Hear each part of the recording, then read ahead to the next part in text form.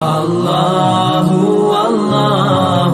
اللہ اللہ۔ آقا کریم علیہ السلام کا عمل معمولات عبادت پوچھنے کے لیے 3 صحابہ ازواج مطہرات کے پاس گئے، اور پھر انہوں نے حضور کی عبادات کا ذکر سننے کے بعد، حضور کی شب بیداریوں کا تذکرہ سننے کے بعد، حضور کا اللہ کے حضور عجز و نیاز کا انداز اور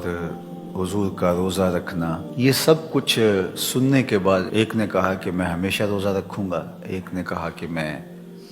ساری رات قیام ہی کیا کروں گا، ایک نے کہا کہ میں نکاح نہیں کروں گا۔ تو آقا کریم علیہ الصلاۃ والتسلیم کو جب پتہ چلا تو آقا کریم نے فرمایا کہ میں رات کو عبادت بھی کرتا ہوں اور سوتا بھی ہوں، روزہ بھی رکھتا ہوں اور افطار بھی کرتا ہوں، اور میں نے نکاح بھی کر رکھے ہیں۔ تو اس موقع پر حضور نے فرمایا فمن راغب عن سنتی فلیس منی، جس نے میری سنت سے اعراض کیا،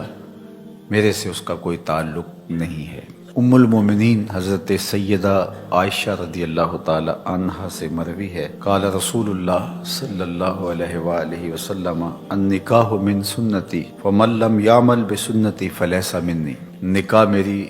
سنتوں میں سے ایک سنت ہے، اور جس نے میری سنت پر عمل نہیں کیا اس کا میرے سے کوئی تعلق نہیں ہے۔ تو آقا کریم علیہ السلام کے ساتھ تعلق باطن رکھنے کے لیے